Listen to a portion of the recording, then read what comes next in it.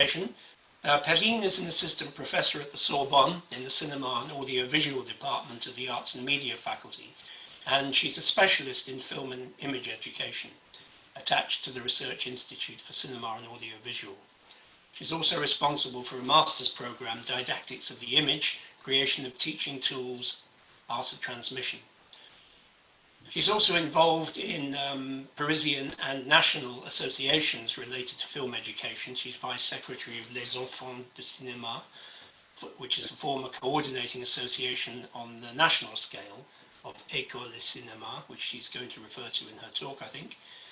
And she's president of the Paris-based association Enfants au Cinéma, which coordinates film education in Paris, as well as the Mon First Movie Festival. So her presentation this morning is based on her paper for the journal last year, which was entitled Ecole et cinéma, a national model for arts education in schools, which is also the title of her talk this morning, and which explores the tensions between an institutionalized national program and the local needs of artisanal programming. So we look forward to it, and over to you, Perrine. Thank you very much, Andrew. Do everybody listen to me? Can hear me? Yeah, okay. Perfect. I'll try to be quick because my communication is a bit longer than 15 minutes, but I have made an effort to summarize it. So, in the summer 2018, I wrote an essay about Ecole et cinéma, as Andrew told you, school and cinema, for the Film Education Journal, as Jamie Chambers invited me to do so. And I really want to thank him here for his understanding, his gentle reminders I always overtook. This essay I wrote for Film Education Journal presents the French educational program Ecole et cinéma in terms of its guiding principle. I present the history when the program was only experimental in 1994, created by some cinephiles person who wanted to build up a device for pupils to allow the majority of them to see movies in movie theaters. In order to be independent from any governmental system, they create an association, Les Enfants de Cinéma, Children of Cinema, and I'll focus my paper today on this association. But before, I must explain what this program consists in order to understand what has happening these two last years. The program consists in proposing to children within the framework of their school time to discover with their teacher and their class at least 3 works of cinematographic arts per year in their original device, the movie theater.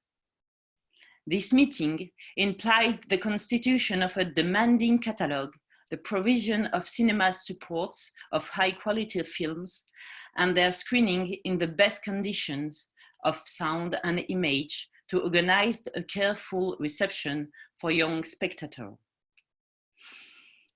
This simple education situation could only be implemented with voluntary and competent actors. Ecole et cinéma has been based on identification of movie theaters and schools already engaged in a work of this order. But its development implies to train new actors and to reinforce their cinephilia, in particular that of teachers. In this perspective, that an editorial work was started, and that the pedagogical books were born to open their approach to films and help them build their desire to support children using text written by essayists, critics, academics, giving their view on the film based on their own spectator experience. For example, the first chapter is called The Point of View of the Author. So it is very personal. Postcards given to each pupil that has been has seen a movie, were made for each movie. These postcards leave them something of what they've seen as a kind of souvenir. Thus, this rigorous and high quality program as a national apparatus is representative of a certain idea of arts education. In my paper written in 2018, I examine as well the various levels at which this complex program operates, from government agencies to pupils by way of educators and organizational leadership. The way this association brings together the Ministry of National Education in one hand and the Ministry of Culture in the other hand is the good idea that developed and perpetuated the program. Indeed, in each department of France, which is a tiny area in France, more than 100 exists, there is 2 people in charge of locally building up the program. A person linked to the Ministry of National Education, whose works consist in developing artistic program in schools, and a person who works in an art education association or directly in a movie theater. These 2 peoples, named the National Education Coordinator on the one hand and the Cinematography Coordinator on the other hand, work together to make sure every pupil in their department receive the postcards, have seen the movie in good condition, with a presentation before. They propose to teacher to be training to be more comfortable with this kind of movies. They gathered with 200 other coordinators once a year during an event called the National Meeting of Ecole et Cinéma, Rencontre Nationale. From years to years, Ecole et Cinéma has developed, and the association Les Enfants de Cinéma was very proud to say that it is the first artistic education program in France, with more than 12% of pupils going each year at least 3 times a year in a movie theater. 1,200 movie theaters and 46 itinerant towns participate to this program. In my paper, I try to enlighten the identification processes and values that the program advocates, along with the contradiction that situates Ecole et Cinéma as a demanding but massive program. At least in my paper, I conclude with what the Ministry of Culture suggests to the Association Les Enfants de Cinéma, and particularly the CNC, Centre National du Cinéma, which is the cinematographic sector for Ministry of Culture in France. Indeed, this association has developed lots of tools and experimentation to improve the program, a pedagogical platform named Nanook, in reference to Flaherty's movie Nanook of the North, in order to suit our digital environment. They also experiment a program for preschool pupils from the age to 3 to 6 years old, because in France, school became compulsory from the age of 3 years old recently. They were also engaged in European programs that you know, such as AB Cinema or FLIC, Film Literacy Incubator Club, with Creative Europe. Given the success of the system and these initiatives led by the association, the CNC, Ministry of Culture, suggests to Les Enfants de Cinéma to take care of the secondary school program, which was led by the CNC before. This program, called Collège au Cinéma, is the same for teenagers. Pupils from 10 to 15 years old go at least 3 times a year to a movie theater and see movies they won't see otherwise. Classic movie or movie from Europe, Asia, or Africa. Thus, in the 2018 convention between the CNC and Les Enfants de Cinéma, signed on April, it was written that they have to foreshadow and coordinate coordinate the Collège au Cinéma program by doing lots of things. Thus, it was clear that the CNC wanted that the association, Les Enfants de Cinéma, take in charge of Collège au Cinéma. But at the same time, there has been some modification in the political choices within the CNC that goes beyond this choice at a state level. In 2016, the CNC created a working group on the governance of Ecole Cinéma and Collège au Cinéma programs without inviting the association Les Enfants de Cinéma. There is a deep change in the way the politics look at these programs because old persons in both ministries retired and new people do not come from popular education. They are not necessarily cinephiles. In the side of the Ministry of National Education, in 2017, the monitoring of Ecole Cinéma is no longer provided by the Office of Schools, but by another sector, another agency, the DGSCO, alone. This ministry is also losing interest in this program. Indeed, the National Education Ministry has changed its mind. There are radical changes of tone in the political discourse. Cinema is an art, but the teacher relies on discipline to teach cinema.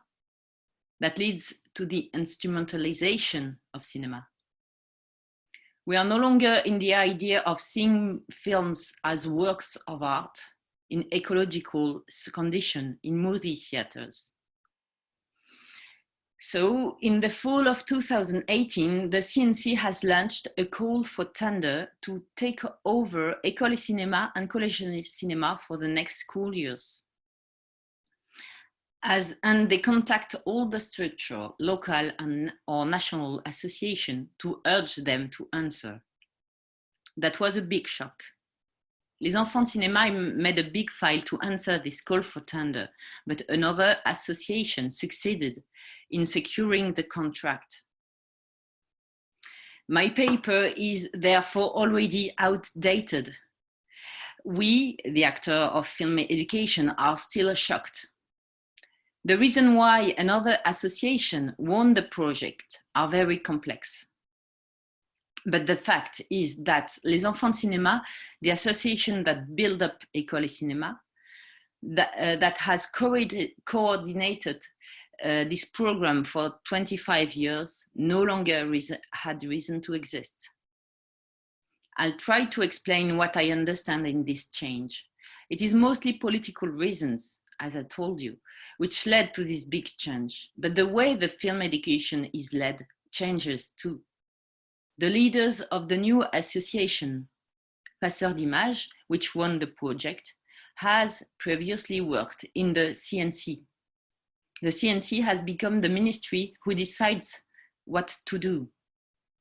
Interference is overwhelming.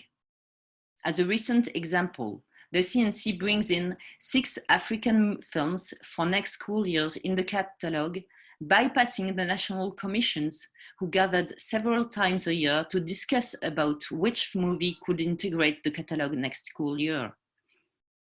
I know very well the employees of the association, and I know that each official message they write is now overseen by the CNC. They have no longer any freedom as the association status should bring. On Monday, an employer informed me that the postcards will no longer be distributed. The Ministry of National Education founded the postcard, and they don't want to do it any longer.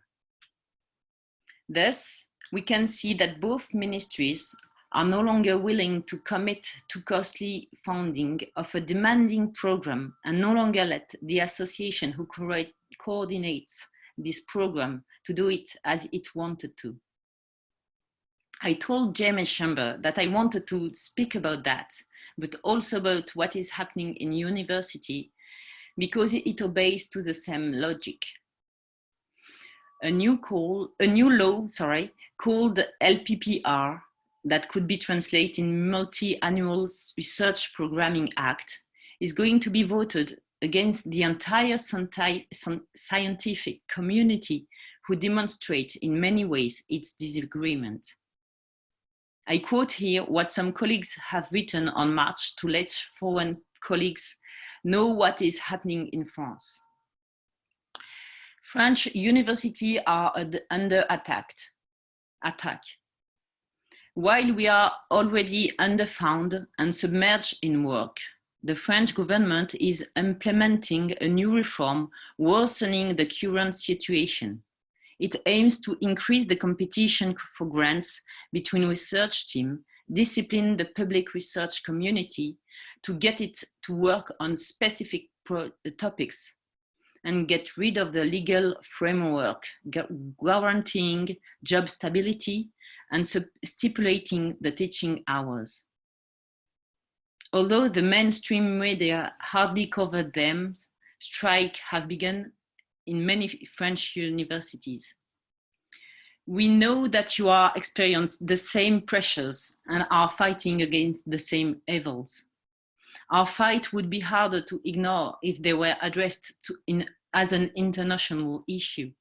In France, the 5th of March will be a national higher education and research stop day.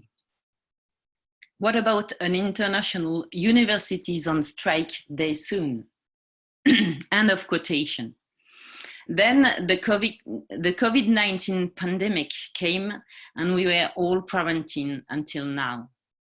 The first big demonstrations happened last days and the LPPR, Multi-Annual Research Programming Act, is going to be voted on the 5th of January.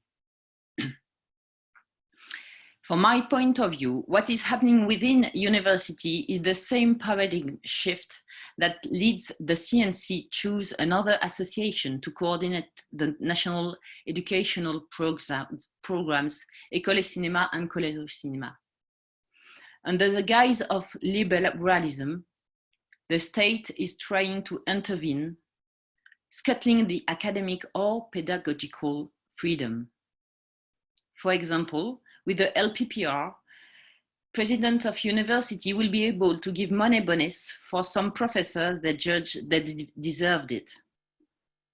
As the CNC brings in 3 African films for next year in the catalogue on the ground that African cinematographic is underrepresented.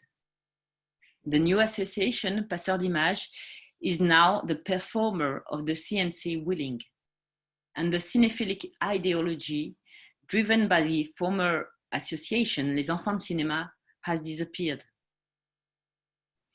I always tell my students that pedagogy is ideology, but here it goes beyond our field that brings us together today and interests us, film education, to touch on political strategic consideration.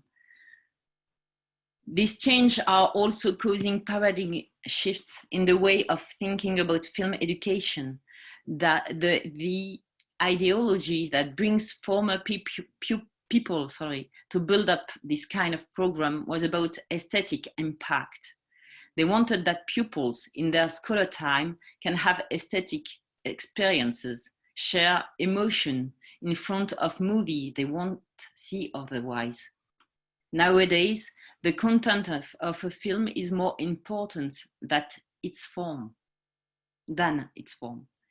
The selection criteria to integrate a movie in the catalogue are, for example, if it is a male or a female filmmaker, or a color or white hero, and if pupils will like it. For example, comedy must integrate the catalogue. I don't know if an ideology is better than another. Ideally, both criteria should be taken into account. What this change implies in terms of film education and image in general is not now known yet. The wider implications are to be explored in a few years. I'm not sure a 10-year-old pupil could see the difference, but the national meetings who gathered each year, the 2000 coordinator, will be different, and teachers and pupils won't receive the same tools the same messages. Thank you very much for your attention, and I'll be very glad to answer your question. Thanks very much, Perrine. Thank you. Well, you've covered a lot of issues there, some very wide-ranging, some pertaining to the university sector in general. I think a lot of attendees at this conference will recognize many of the changes and shifts that you're describing, and versions of that in their own countries as well, I'm sure.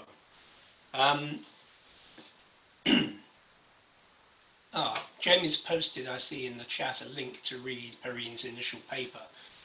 She has changed, of course, as the situation has developed, as she said. But if you want to read the original article, the link is up there in the chat.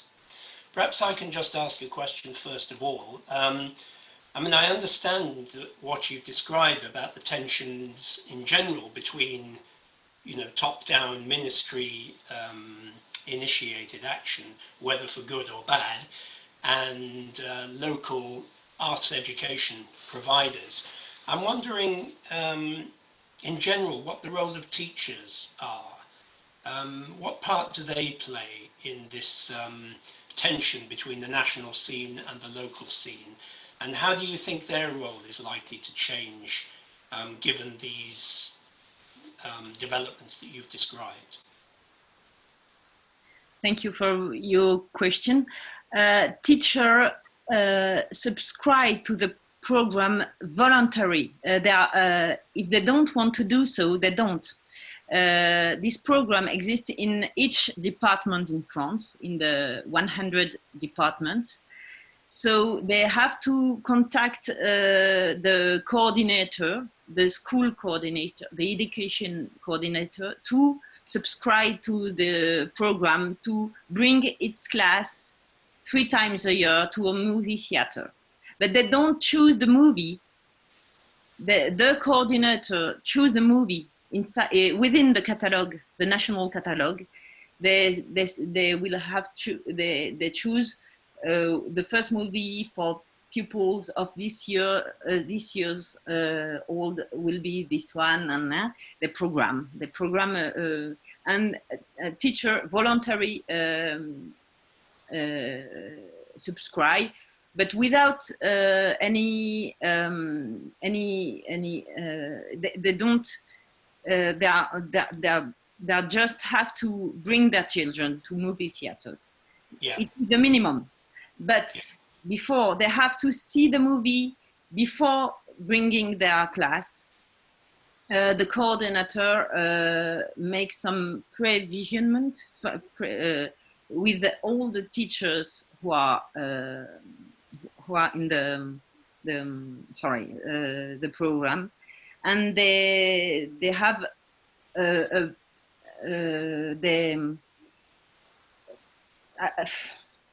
I don't so I don't know if it's going to change for them, because they don't realize what's happening in another scale for them.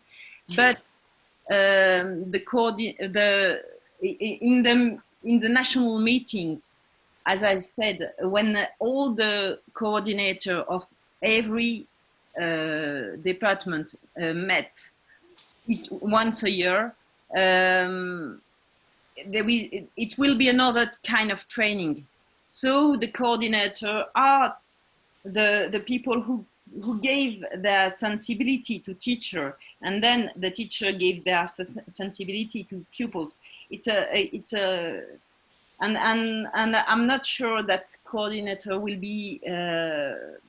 hear the same things, because cinema won't be seen as a work of art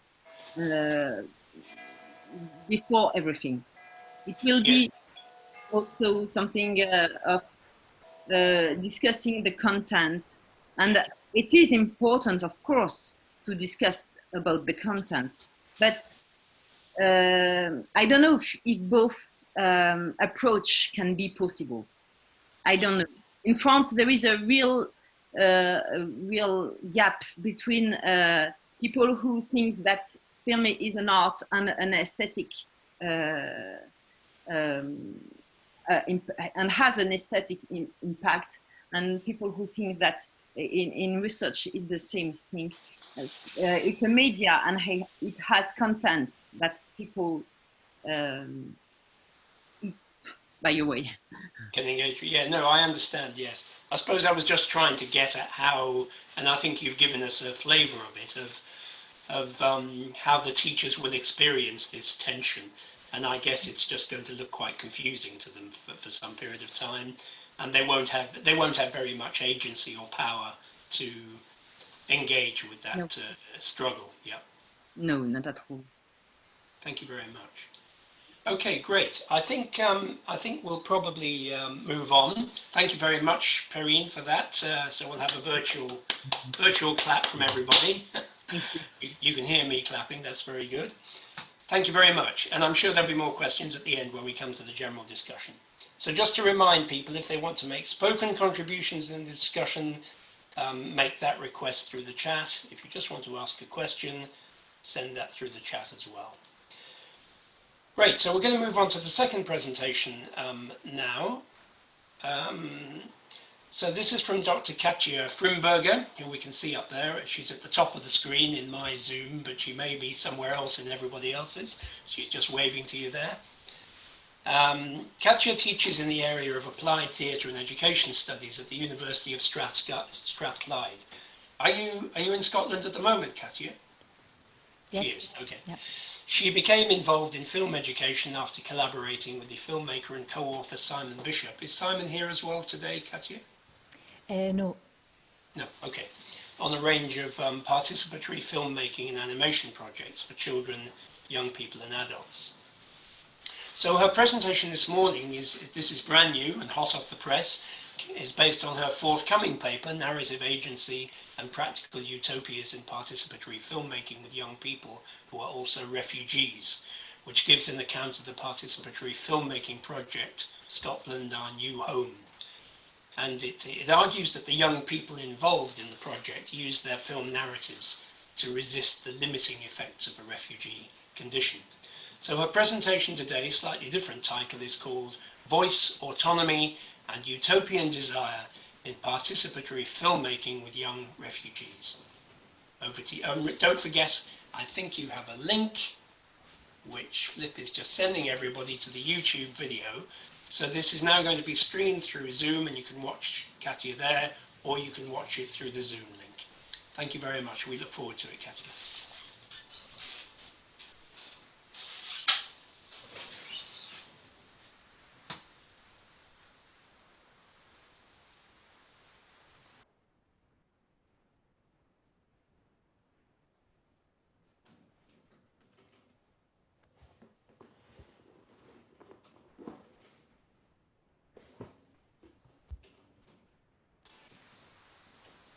No sound, I think.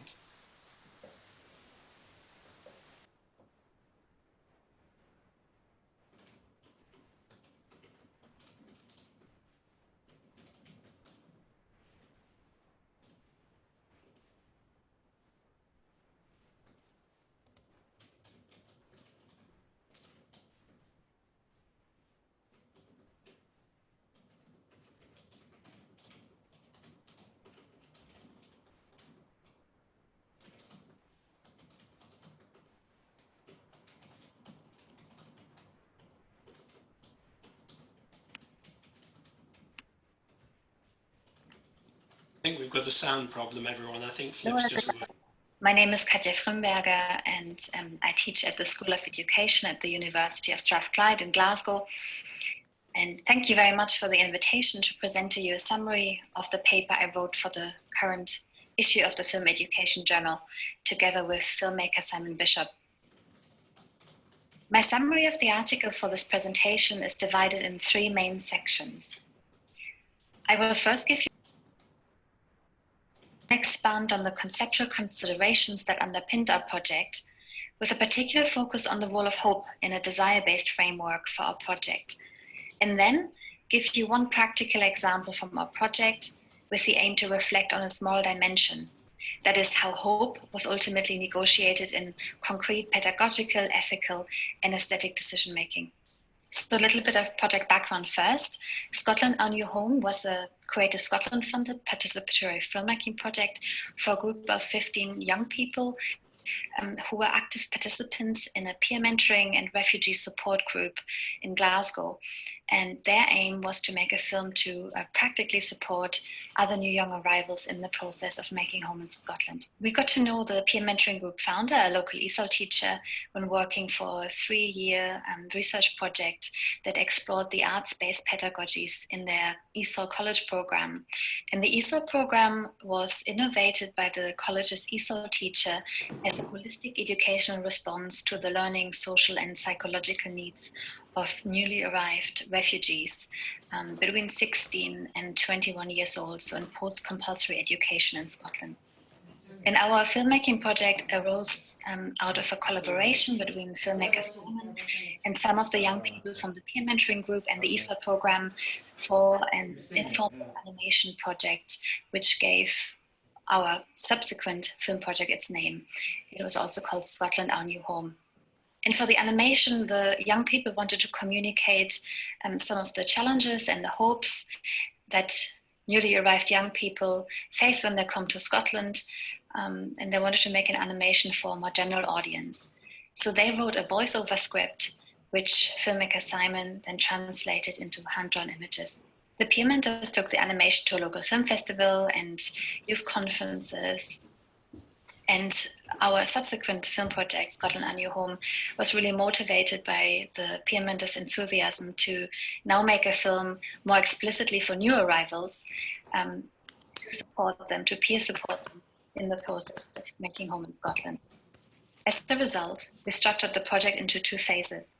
A filmmaking training phase, in which we created learning materials, practical tasks, and made short films together, based on young people's developing ideas and interests, and with the aim to give a hands-on insight into the technical and organizational aspects of filmmaking. The second phase focused on the making of documentary vignettes and small production teams for an audience of new young arrivals.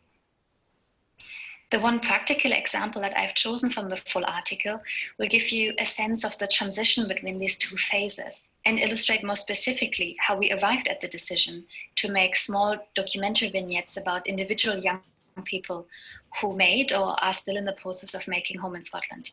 This practical example also serves to reflect on what documentary scholars call the moral dimension of our film project.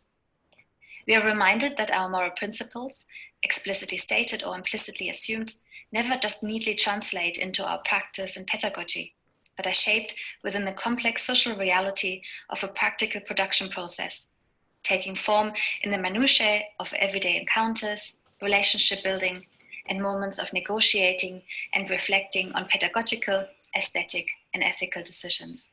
But before I reflect on this moral dimension through a situated example from our practical project context, I will first say a little bit more about the conceptual considerations that informed our project. The international participatory media project Children in Communication about Migration reminds us that visual representations of children's migratory experiences have to be always embedded in practice-based reflections on the power dynamics between children and education researchers. Critical questions about the ethics of collaborating with refugees in filmmaking has also been raised by Blomfield and Lynette, and they point towards the depersonalizing tendencies that haunt the tradition of representing the universal refugee story in ethnographic filmmaking.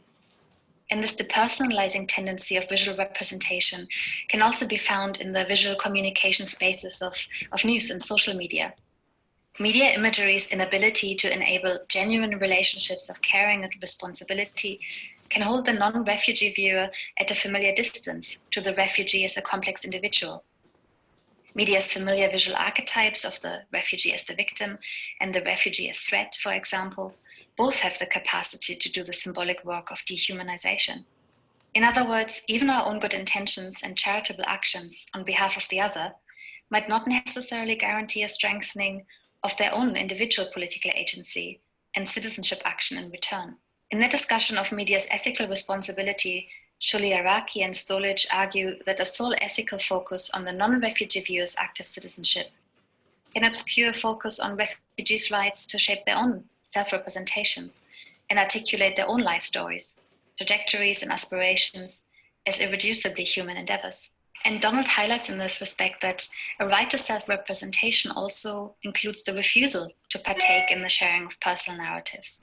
And refusal can be a part of asserting agency and resist the educators and researchers' own unquestioned epistemological desire to create a tellable refugee narrative about disadvantage or pain. Tuck and Young, in their contribution to the book Humanizing Research, Decolonizing Qualitative Inquiry with Youth and Communities, they critique a social science tradition of research that focuses on pain-based inquiry projects, what they call a damage-centered, voyeuristic academic research. Tuck and Young caution that such pain-based inquiry project can presuppose the conflation of authenticity of voice with refugees' narratives of pain. And such concept of authenticity, Bell Hooks argues, can then relegate refugees' voices forever to the margins as a sign of deprivation and unfulfilled longing, and possibly denying positive self-representation. Instead of an approach that conflates an authenticity of voice with narratives of pain, Tuck and Young ask us to consider what they call a desire-based framework that takes into account not only the painful elements of psychic and social realities, but also the elements of hope that make up the rich complexity of human desire and striving. The desire to emphasize the social and psychic realities of hope over narratives of pain was certainly evidently important to our project participants. Based on their role as peer mentors for other new young arrivals, they wanted to make a film that gave advice to newly arrived young people as how to navigate their new life. During our first brainstorming sessions, participants drew up a list of things that other young people needed to know when first arriving in Glasgow. This included the importance of knowing your legal rights when you're an asylum seeker, getting into education, finding the right organization to join, a sports center, a football club, a band, in order to make friends and find a community, learning how to cook and source food from your country, finding the right clothes to withstand the Glasgow weather, figuring out how the public transport works and how to get around the city, learning how to budget money and organize your time. Our conversations soon went beyond these practical aspects towards talking about the more psychologically and emotionally sustaining activities, things that simply made you happy, as participants said, listening to music, sitting in the park, going for a walk, going to the river in the summer, or using the swings in the park. The most important message participants wanted to communicate to new arrivals was that they were not alone, but that there were other young people like them in Scotland and that a new life was possible. Our project participants clearly did not want to speak or make a film from the margins, but rightly positioned themselves as experts by experience in the art of making a home, right from the project start. They displayed what political theorists Goodwin and Taylor describe as a practical utopian desire to give immediate hope for improvement, and thereby discourage fatalism in other new arrivals. And as I will demonstrate in the following practical example, the challenge for us educators was really how to honor young people's utopian desire within the practical, pedagogical, ethical and aesthetic decision-making during the project. Towards the midpoint of the project, we experimented with the technique of speaking directly to camera, the direct audience address, as a way of aesthetically translating young people's aim to mentor new arrivals through their films. We explored and appropriated the camera technique of the breaking of the fourth wall, as realized in films like Ferris Bueller's Day Off. We deconstructed how a character establishes contact and intimacy with their off-screen audience through the direct audience address in order to comment on the story they're in, give an insight into their feelings and motivations, or to deconstruct and even ridicule the storytelling dynamic of the respective narrative situation. Participants decided to experiment with speaking directly to camera in order to establish immediate contact and create intimacy with their off-screen audience of new arrivals. Trying out their ideas, we filmed participants' practical advice as every day recreated scenarios. Friends playing football together, a first scary day at college, meeting new people at a regular social gathering at the refugee council, the process of establishing trust with a social worker or legal guardian. We first filmed the scenes in a wide and medium shot, and then focused on one young person speaking directly to camera. They commented on what they were doing, chatting to people, playing football, making friends, and encouraged their off-screen audience of new arrivals to join the activities. And based on their own experience of making home in Scotland, participants addressed concerns that might stop other new arrivals from reaching out in this way, assuring them with sentences like, "You don't have to worry, people are really friendly here," or "We're all learning English together," spoken directly into the camera lens. Reviewing the footage, though, we realized that the technique of the direct address just didn't work. Stopping the scenarios and speaking directly to camera awkwardly pushed our potential viewers of new arrivals from the viewer to the participant mode. Project participants themselves said later that they felt uncomfortable speaking advice directly to a camera and to an audience of mentees whose needs they couldn't fully anticipate before actually meeting them personally. Additionally, the direct audience address as a translation of young people's desire to give hope to other new arrivals somehow felt patronizing. Claudia, one of the project participants, she got to the heart of it. After watching the footage, she explained why the direct audience address as a technique of translating young people's desire to give hope just didn't work. She said it was impossible to give the same advice to everybody. Every young person arriving in Scotland was different and not the same. Claudia reminded us that young people arriving in Scotland came with their own history and experiences, aspirations, and their individual needs that could not be fully anticipated and boiled down to the same thing. Our experiment with the direct audience address felt awkward because it kind of aesthetically presumed that all young people arriving in Scotland were not just a mixed group of people who shared the same legal status, but an essentialized anthropological tribe that shared all a common condition or nature. Trying to communicate the possibilities for a good life in a universalized way beyond practical aspects of education, housing, and legal and health services was impossible. It assumed young people's social and psychic realities were all the same because they were all, happened to be, refugees and asylum seekers. Claudia's review of our aesthetic experimentations in light of the PMNT's desire to give hope to other new arrivals forced us to rethink the aesthetic direction of the project on the basis of the fact that all young people arriving in Scotland were uniquely different people with various and richly textured hopes for their lives. We had to keep in mind that although all legally refugees or asylum seekers, newly arrived young people differ enormously in almost every other aspect of their lives. Their socioeconomic status, personal histories, and psychological and spiritual situations, as well as in their cultural, linguistic, and educational backgrounds, their personal interests, and of course their personalities. The hopes they hold for their lives are subsequently richly varied and not static either. The direct audience address aesthetically presumed a universal refugee identity as an ontologically given of our participants. But the failure of the experiment moved our project towards a more differentiated aesthetic approach, one that would hopefully speak to new arrivals in a more personal way. Reflecting on Claudia's insight with the group, we decided to make short documentary vignettes about individual young people who made or are still in the process of making home in Scotland. Taking the time to pedagogically, ethically, and aesthetically work through ideas and failed experiments was an important aspect of acknowledging the situated nature of the moral dimension of our project. And with that, young people's right and agency to refuse some and own other aesthetic directions of the project in light of their own ideal and desire to peer support and give hope to other new young arrivals coming to Scotland through the making of their film.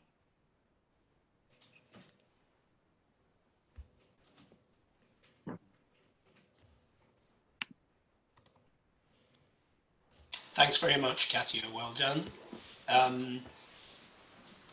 That was a very clear account of what was obviously a very sensitive project, very attentive to the needs and differences of the young people involved. again, if I can maybe kick off with some questions. And I was interested that you mentioned the CHICAM project, which seems like a long time ago, but in some ways was similar, obviously. And I think in that project, the Children in Communication About Migration project, which I think was a European project involving a fair number of countries, where refugee children made films about their experiences. And I think one of the things that project found was, you know, as Katja said, there was enormous diversity, and they had to be very attentive to the fact that being a refugee meant very different things. And I think they also probably recognized that this stereotype of kind of victimhood and pain, you know, was not appropriate for many of them.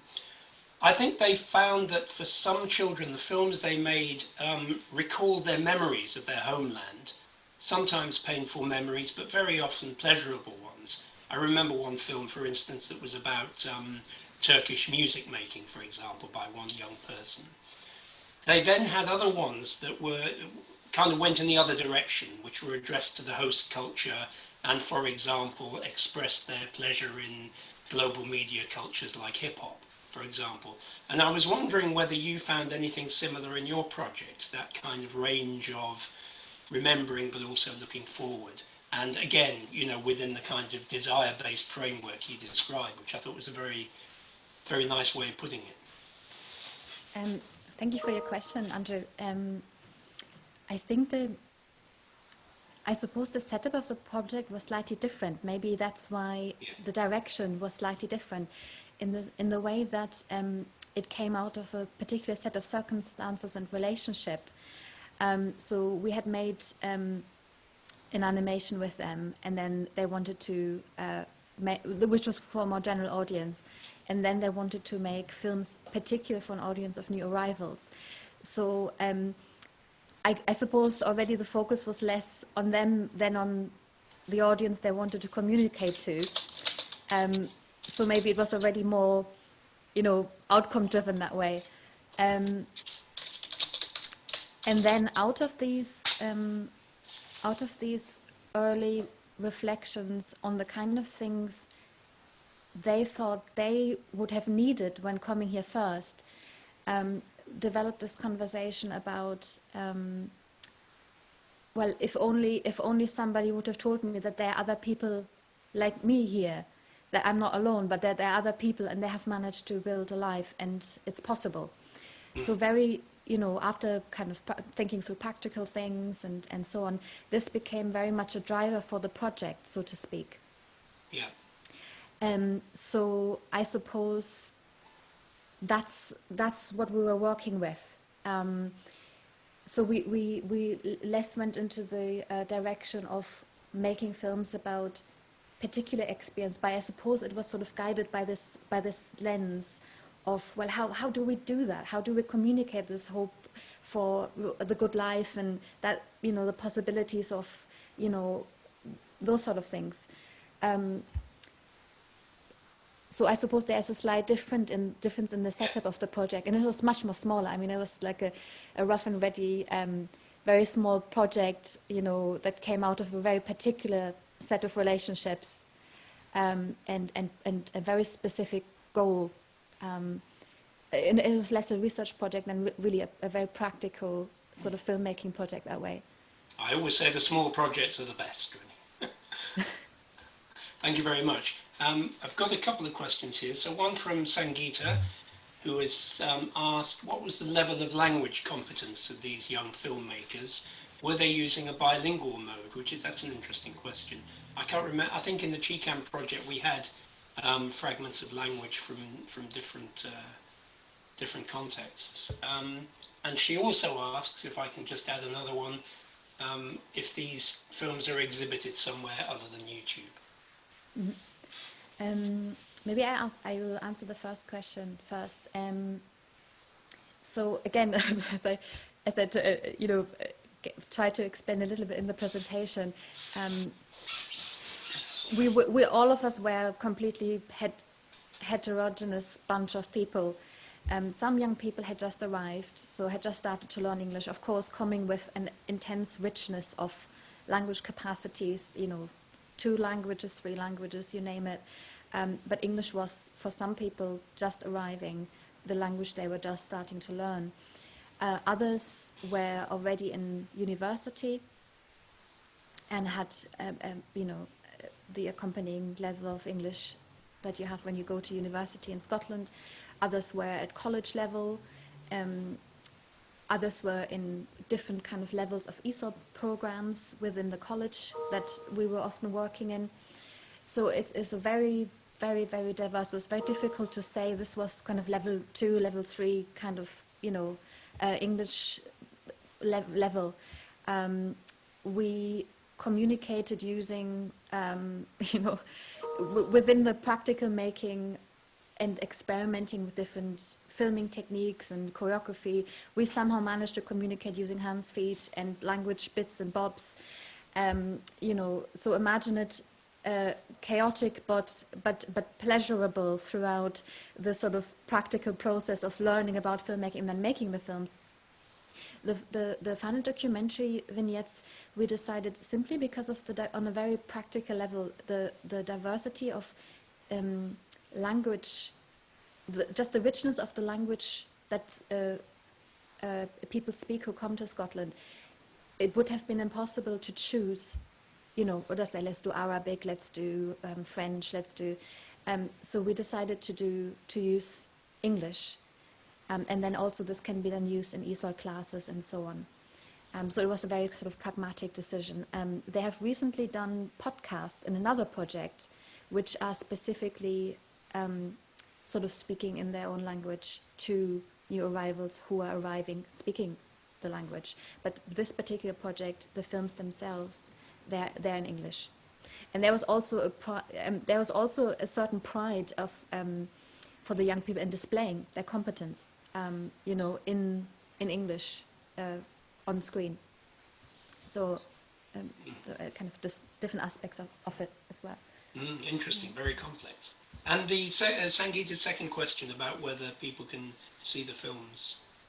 Oh yes, so maybe I can also say a big thank you to the GOMA, the Glasgow Gallery of Modern Art. They were incredibly wonderful, a wonderful, you know, gallery in Glasgow, in the heart of Glasgow. They offered us their learning space, some of the rooms for our training, and they also launched and exhibited the film at the very end. So we launched our film in the Glasgow Gallery of Modern Art, and then it's now on YouTube. On a Scotland Our New Home is the YouTube channel, and you find the documentary vignettes on that YouTube channel. But they're not exhibited physically anywhere else at the moment, but they were launched at the gallery in Glasgow. Great, thank you very much indeed. It would be great, actually, while I'm thinking about it, if people could contribute to the Twitter storm that we're hoping to whip up around the conference and the edition of the journal that's being launched at the same time. So I think the link to the journal is probably in the chat somewhere, and I'm sure Flip and Jamie can keep reminding you of it. But if you wouldn't mind helping us in spreading the word about that, as well as about anything in the conference that you find interesting, that would be fantastic as we develop a huge explosion of social media, we hope. Thanks very much. Sangeeta says thanks very much again. What a brilliant project. Thank you very much. Okay. So thanks again to you, Katja, for your presentation. Round of applause again. This is nice. I like this virtual applause. You can see everybody's hands clapping silently. It's reminding me of the sound of one hand clap. It's very, very zen. Great. So we're going to now move on to the third presentation, and then after that, we can have a substantial time for discussion, I think, if we need it. So don't forget to keep your questions flowing through. Somebody's just asked if we can share the YouTube channel as well. So if that link could go up from somebody as well, that would be great. Katja, maybe you could add that to the chat list. Thanks. So our third presentation, thanks very much, comes from Lena Eckert and Silke Martin from Germany. So Dr. Lena Eckert is a research associate and postdoctoral fellow at the Faculty of Educational Science at the Martin Luther University Halle-Wittenberg. Her main research interests are in gender studies, aging studies, which is particularly relevant to this presentation, film studies, philosophy of education and higher education, as well as media pedagogy and aesthetics. She co-edited FilmBildung 2014 and Schöne Lehren 2016 with Silke. So Dr. Silke Martin is a research associate, postdoctoral fellow at the University of Erfurt. She is currently working on a research project on film education and aging, again, strongly related to this presentation. Her main interests are film philosophy and media studies, aging studies again, and philosophy of education and higher education. And of course, she co-edited the two publications I've just mentioned. So their presentation today draws on their 2018 paper for the Film Education Journal, which was called Film Education and Aging, a case study of a university course on FilmBildung.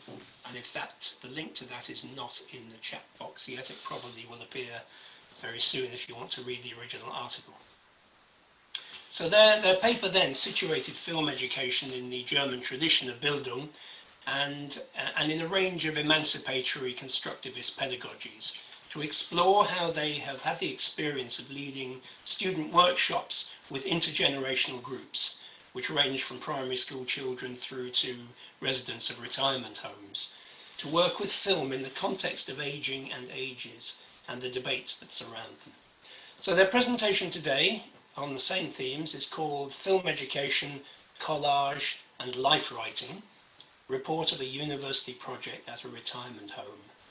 Please note, by the way, in relation to our questions protocol, that Lena and Silke have cunningly included in their presentation some questions which they'd like you to directly address, and they're going to send you, and it will probably also come up in the chat box, a link to a pad which they'll provide in their presentation.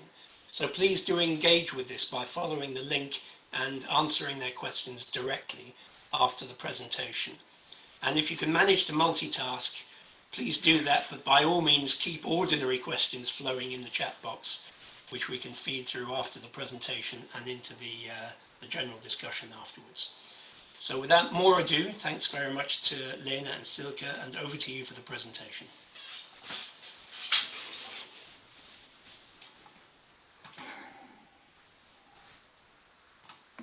And again, as of course, you can see this in the YouTube link also.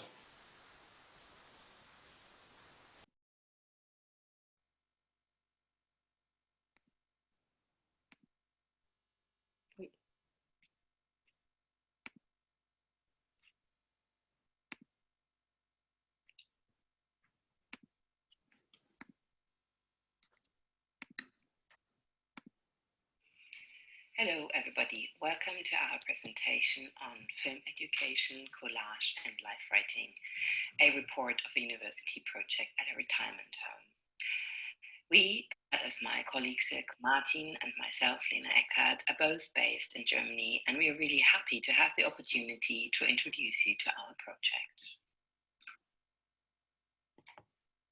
Our concept of FilmBildung, which we keep developing and expanding since 2013, is based upon an anti-discriminatory and critical concept of education. We will introduce you to some aspects of it in the first part of this presentation. In the second part, we will discuss our recent project on FilmBildung and aging, which is focused on one category of difference, that is age. In the third part, we will develop some ideas on how to actually perform such a project in the times of the Corona crisis. Our concept of film education, or rather FilmBildung, is developed in the framework of a larger project that we have been working on at different universities in Germany since 2013. The project combines university courses on film education with workshops in different locations and with different groups of people. So we have been designing workshops together with students, which we then held together with the students at schools, retirement homes, churches and clinics. We have published 2 books and a number of articles on the topic. FilmBildung from 2014 and Schöne Lehren from 2016. and also, of course, in the first volume and second issue of the Film Education Journal, an article called Film Education and Aging, a case study of a university course on film building. The central aspects of our concept of FilmBildung are that we employ the method of arts-based action research, that we base our concept on the de-hierarchizing and constructivist pedagogies, and that we promote a teaching philosophy that critically engages with discrimination and oppression. We base our analysis upon the critical evaluation of the intersections of gender, class, race, sexuality, ethnicity, and age. This brings us to our second point, to film education and aging. The research program of film education and aging integrates 3 academic fields: film and media studies, cultural aging studies, and higher education didactics. It combines the analysis of film and film education, community-based research, and scholarship of teaching and learning. Our research design aims to deliver an in-depth investigation of the relations between film aesthetics, education, and age and aging. It combines a film aesthetics-oriented exploration of age and aging with film aesthetics education for older people and the didactics used in higher education, whereby students learn a professional approach to educational work in film aesthetics. The overall focus is on the term film education, which we have developed in connection with existing but inadequate concepts for teaching film aesthetics. While the analysis focuses on mediality, materiality, discursivity, and performativity of films on the subject of age and aging, the approach to teaching film thematizes the aesthetic perception of film and the resultant engaging with their own biographies that follows for seniors. The higher education perspective on didactics explores the question of which approach to teaching is sensitive to diversity. The goal of our research program is to extrapolate the subject of aging in terms of film aesthetics. We aim at developing a theory and practice of an arts-based aesthetic film education for seniors that fosters participation and empowerment. We develop concepts for film education for seniors together with students in university courses, and then we give workshops in residential homes. In the context of arts-based action research, it is not only the students who participate in the research process, but also the elderly. The participation of everyone in the research process seeks to foster the pluralization of ways of living in old age and to enable empowering aesthetic experiences, as well as to encourage students to engage with the subject in order to increase the awareness of the systematic discrimination of the elderly and to initiating an exchange between the generations.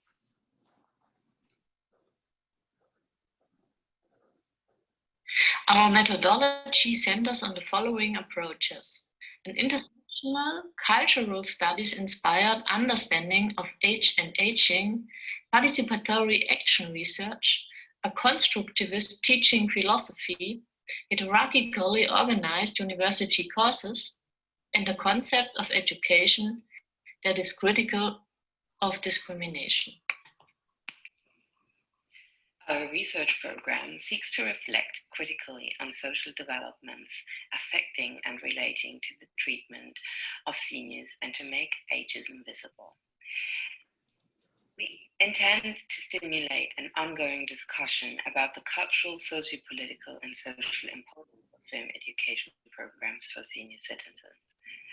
The research program is transfer-oriented and intends to develop knowledge that imparts orientation and is conducive to decision-making. We want to present perspectives for action with regard to future social interaction with older people from an educational perspective, and we intend to generate new methodological links between the humanities and sciences.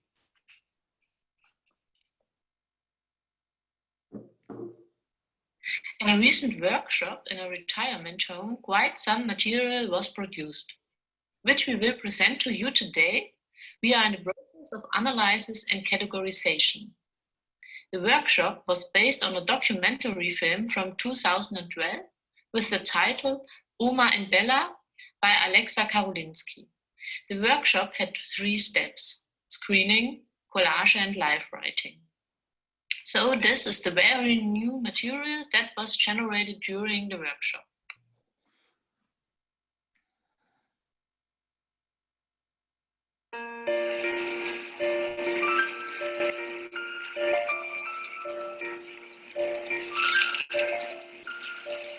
Stell dir vor, ich war noch nie hier. Wurde so viele Jahre. Hast du schon hier?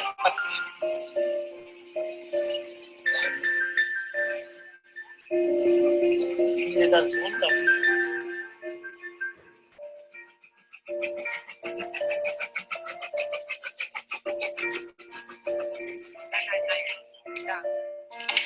Ich esse nur indisches Essen. Ich bin so geblieben, wie ich war. Alle sind ein bisschen modern geworden. Man isst alles. Ich nicht. Ich hatte 5 Jahre, wo der Krieg ausgebrochen ist. Mit 14 Jahren war ich schon im Lager. Und 18,5 bin ich raus aus dem Lager. Dann sollte ich lernen. Welchen Stein wir angucken und lesen, wie alle Leute kennen.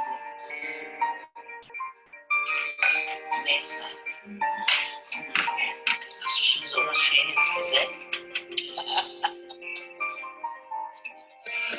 Weißt du, was du vergisst? Crazy. A little bit crazy, a little bit. לשתות, לחיים.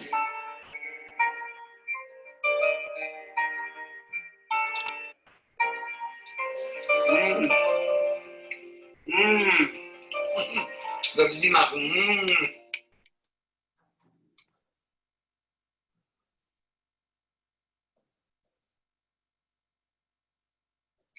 After the screening, the students and the seniors made collages in small groups of 2 or 3 people. I will translate the German sentences to you.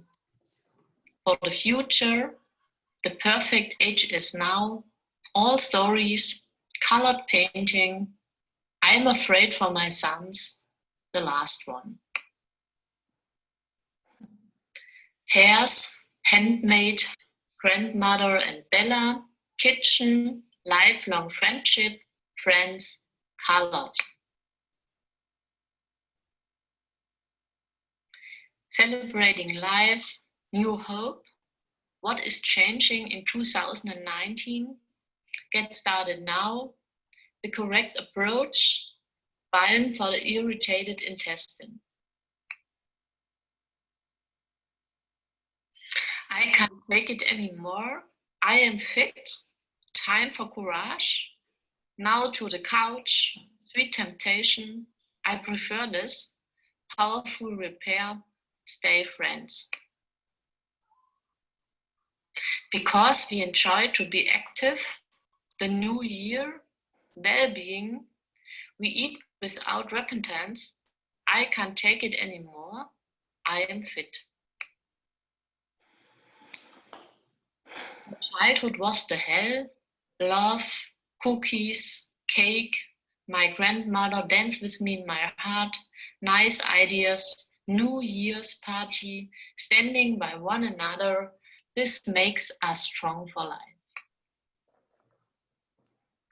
Here you can see the collage session.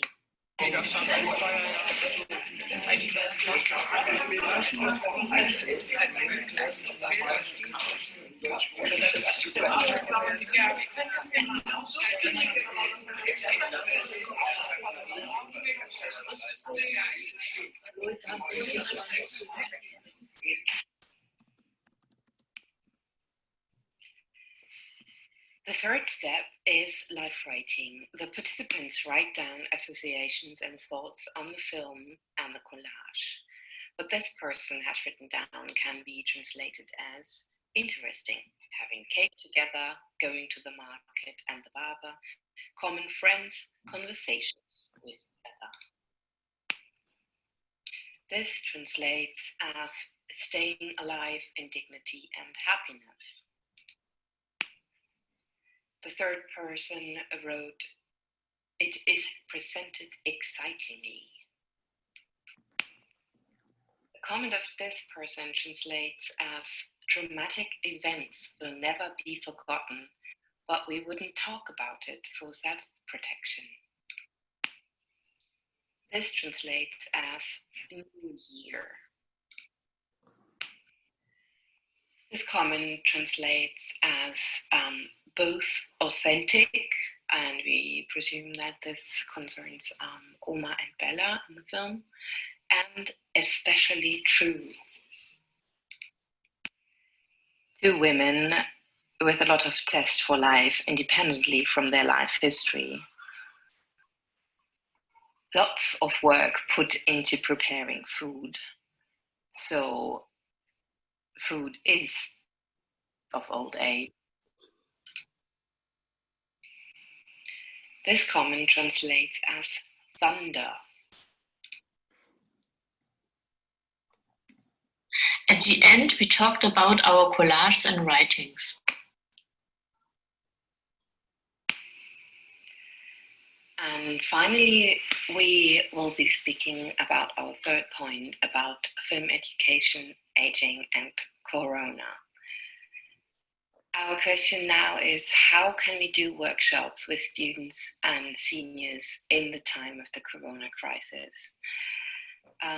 This is the time of distance learning, lockdowns, prohibitions in retirement homes, and with all the security measures that are necessary to be taken. And of course, there are not much resources, technical, personal, temporal, time-wise, etc. So we would like to ask you to write down your thoughts about these issues in the Padlet. And we would like to use those or start with those in the discussion with you after the presentation. Thank you so much.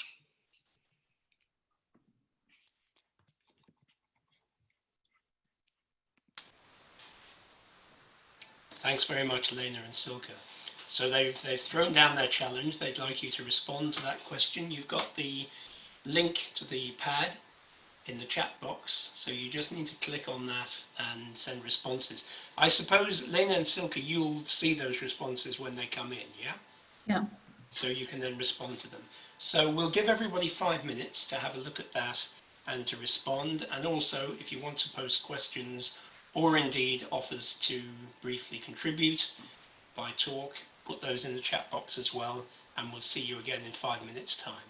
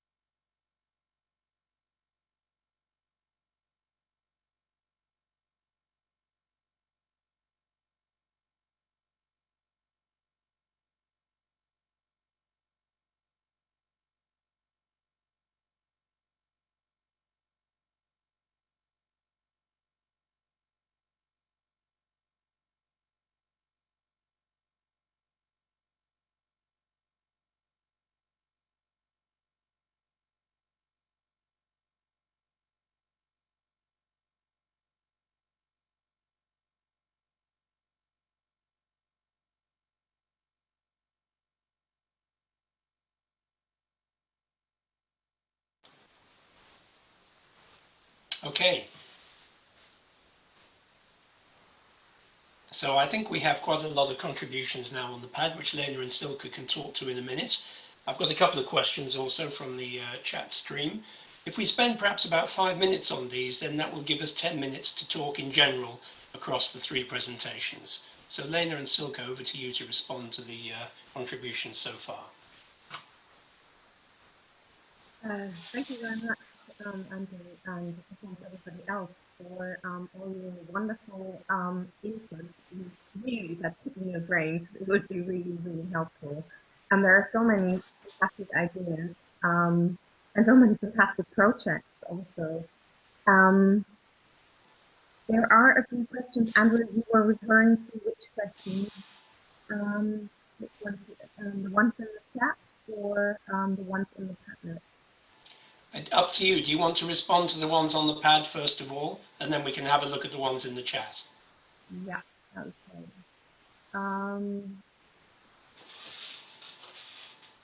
Well, the first comment was on the competence, of course, of older people that is rapidly growing, just as everybody else's competence at the moment.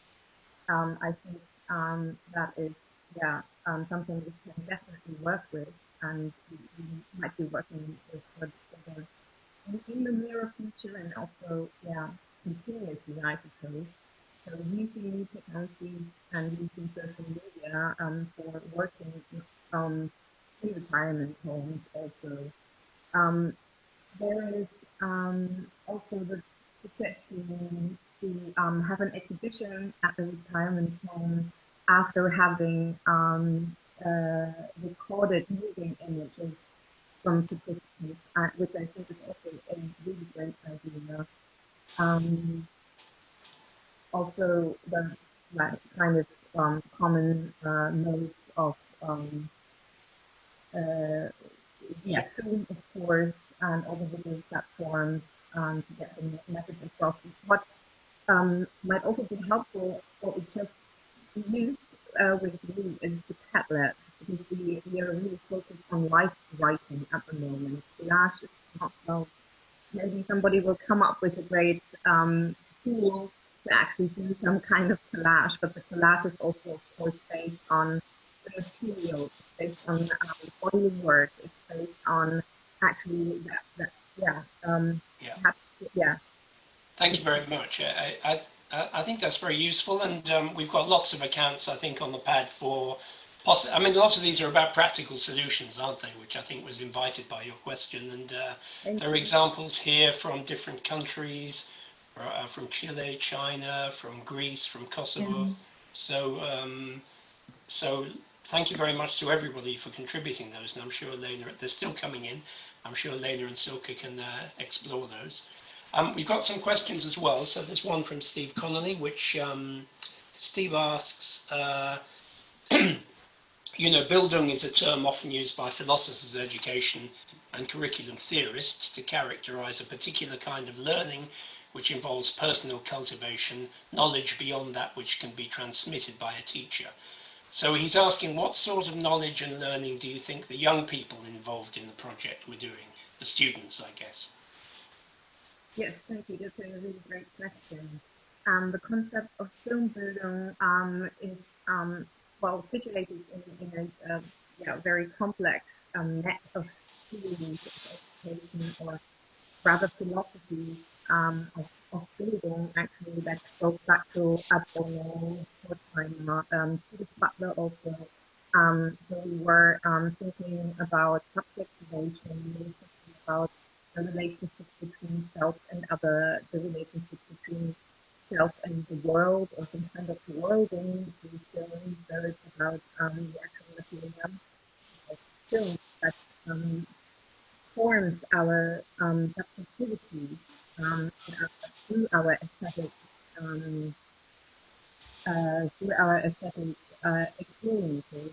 That is actually also a material experience. So we were playing with these philosophies and looking at what actually happens between these, and and the older people. And we had one workshop at a primary school where we had 4 generations present. We were actually thinking, is that right? We were thinking, it could have been that there was a 6th generation, but they couldn't make it or something. So it was intense, very intense, intergenerational. Sorry, I realized some people. Yeah, the audio is a bit quiet. Yeah. Yeah.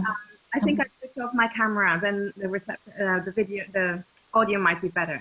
That's better. Ja, komm näher ran. Yeah. Okay.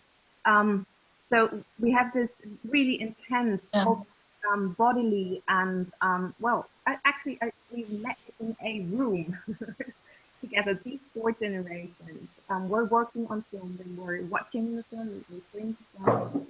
That was a different workshop in a different film. That was not Oma and Bella, but I'm talking about this aspect of Bildung now. That we were trying to think. We were trying to theorize through film, actually, that this is beyond text, the experience that takes place in these kind of workshops. Because the 4 generations present, watching one film together, talking about it, and reflecting on it, and then actually writing on it, is something that contributes to a specific kind of subjectivation. Thank you very much. Thanks. Struggling with the audio a little bit. Thank you for that. There's also one comment from Tony Tracy in the chat box to say that he's running a similar project. So you might check the link out to that, everybody. We'll move to the more general discussion, I think, because we've only got 10 minutes left, a bit less than that. I haven't got any specific questions from anybody. I mean, something that's occurred to me is that there's an issue in a way which Perrine raised at the beginning, which is kind of the old question of the relationship between form and content, which seemed to be the way in which that power struggle was playing out, with a desire to focus on the aesthetic effects of film with young audiences, and a kind of contradictory top-down insistence on certain types of content for political reasons. But in a way, I suppose all the presentations have that question at their heart. I mean, there are questions about the representation of refugees and the agency of refugee children within it. There are questions about the representation of ages and aging in the last presentation. But I noticed as you were talking that all of the presenters were equally enthusiastic about emphasizing the aesthetic engagement of the participants in their project. So I'm kind of wondering how people manage that balance. I mean, clearly in the last project, for instance, it was about aging, and it was about representation in many ways, but you used the term aesthetic empowerment. Katja talked about the aesthetics of filmmaking, the experiment with the direct-to-camera aesthetic. I was wondering, for example, in that project, whether there was any relation to the kind of aesthetics of contemporary media of communication to the aesthetics of YouTube or TikTok, for example, as well as the classic aesthetics of the moving image in the traditional sense in cinema. So I don't know if any of the 3 of you have any comments about that. Maybe Perrine to start, because she was our first speaker. I don't know if you have any thoughts about it. I don't know if I really understand your question, but it's sure that aesthetic impact is very important, I think, in any program we build up or we research on, whatever. We are all speaking about emotion when we speak about film education. So and whatever education is, we cover.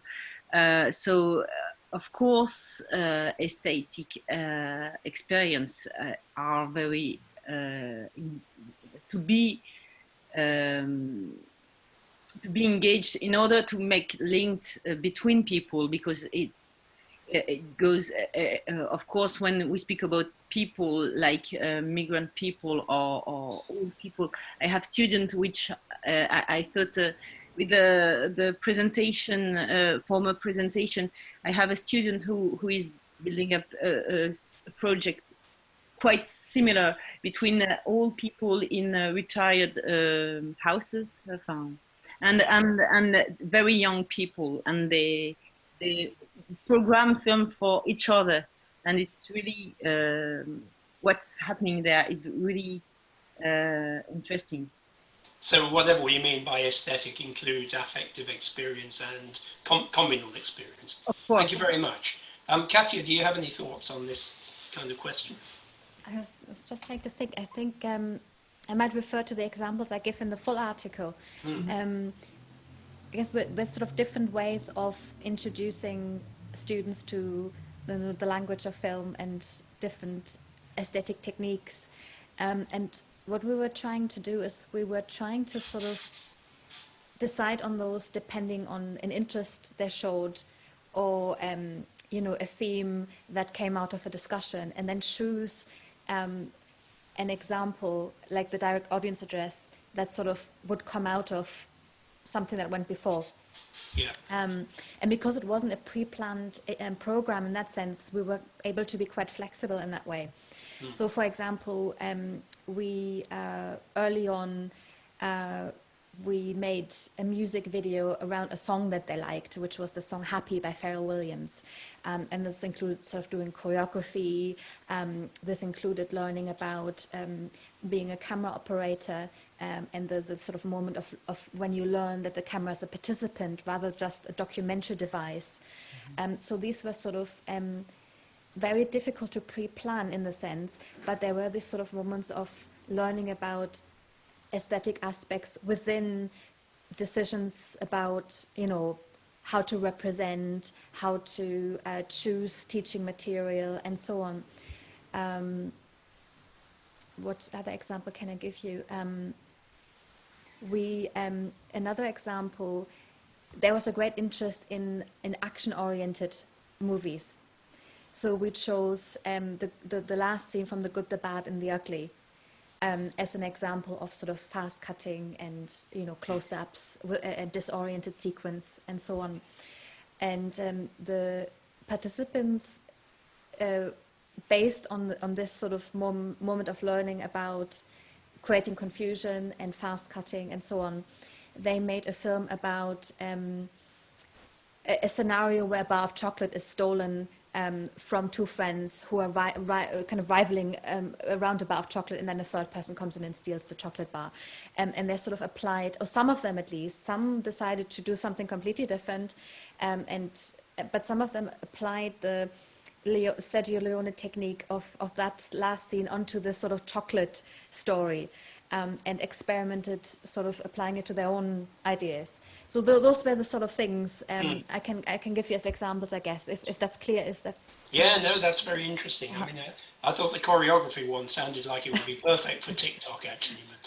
But in a way, the aesthetics of YouTube and TikTok are often long takes rather than rapid editing. So that's quite interesting. And Lena and Silke, any thoughts about this conversation? Yeah. Silke, you need to unmute yourself. I think the important thing of aesthetics in our project is the emotional link to the older people. For example, in the trailer, Oma and Bella, or in the film Oma and Bella, they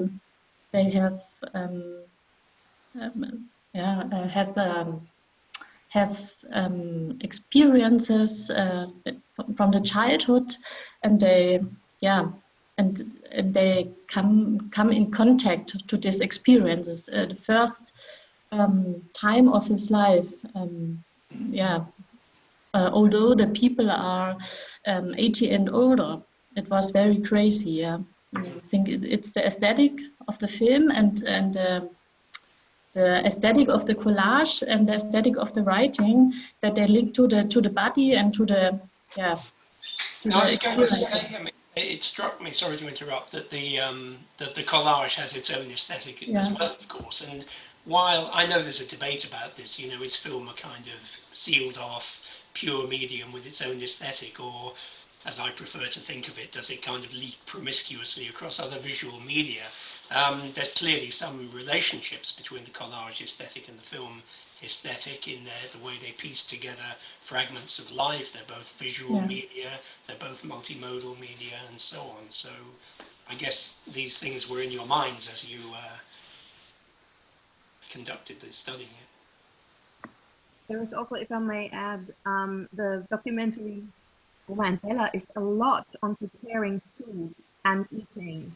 And there's also this intense aspect of the aesthetics of food or the aesthetics of eating that brings up memories, lots of memories for a lot of people. And special foods or specific foods bring up specific memories. So this is also a very rich aspect, an aesthetic aspect of the screening and the collage and the light writing, of course.